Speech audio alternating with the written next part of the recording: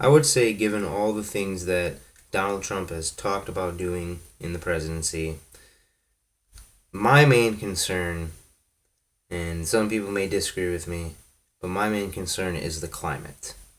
Now, right now, well, before he said he was going to completely get rid of the EPA and completely abolish it, I think that's pretty unrealistic. And he actually named a guy who he's probably going to put as the head of the EPA, and that is Myron Ebell, or Ebel. I'm not exactly sure how to pronounce it. But anyway, this guy he's a member of the Competitive Enterprise Institute, which is a libertarian advocacy group that is funded by coal plants and fossil fuel companies. So that's the guy who's going to be heading the EPA. And this guy has some pretty wacky theories and conspiracies. And I'm going to show you a video that pretty much spells it out exactly how you need to hear it. So go ahead and listen.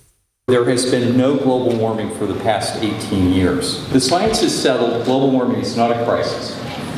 Christiana Figueres, the extremely capable head of the UN Framework Convention on Climate Change, said this month, and I will stop with this quote, "This is probably the most difficult task we have ever given ourselves," that is the UN, which is to intentionally transform the economic development model for the first time in human history.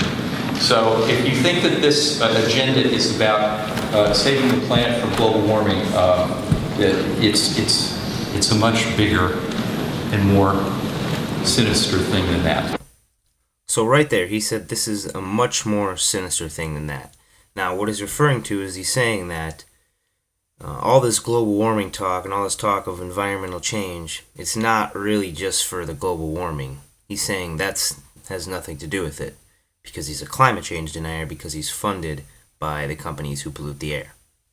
But what he's saying is that this global warming scare or this environmental push is actually a conspiracy to control the economy. That's basically what he's saying. And that is absolute ludicrous, absolutely crazy.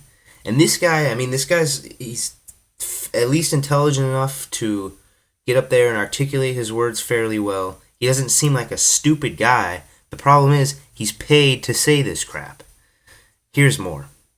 I think that the climate agenda being pursued not only by the environmental movement but by the climate establishment, that is the UN Framework Convention on Climate Change, the Obama administration, the European Union. I think that agenda is really to turn our economy upside down and force people into using less energy, paying more for it, living in smaller houses, driving smaller cars, taking fewer flights, and essentially living energy-deprived lives. Okay, so this guy, Myron Ebell, believes that the government and the governments around the world are pushing this climate agenda not because global warming is real and an actual problem, but because they want to control our energy, deprive us of our energy use, and essentially create a monopoly around energy. And that's what this guy believes. That's what all these Trump people believe. Everyone in his cabinet, they all seem to have some sort of conspiratorial motivation that is truly frightening. I mean, you look at Steve Bannon, he's very anti-Semitic. He thinks that Jews control everything. You look at Michael Flynn, his national security advisor. He thinks Islam is a cancer. They want to do a Muslim registry. This guy thinks that that people who run the economy are looking to push for environmental change in order to control our energy and deprive us of our energy use. I mean, these are crazy minds to have at the helm of the presidency. They are controlling the republic right now. They're Trump's top people. He's going to be getting advice from them on the daily. And it really scares me. And like I said, the climate is the one that I am worried about the most, because if we don't act now, in the next 4 or 5 years, if we get rid of climate regulations, if we increase pollutants, if we opt out of the Paris climate deal, then our kids, our grandkids, and our great-grandkids are in for a lot of suffering, and I don't say that lightly. I say that as a realist and someone who cares. So Donald Trump, you better be ready, because you are going to have a fight on your hands when it comes to the climate and other things. But when it comes to the climate, it's not just going to be America. It's going to be the whole world, because this affects everybody.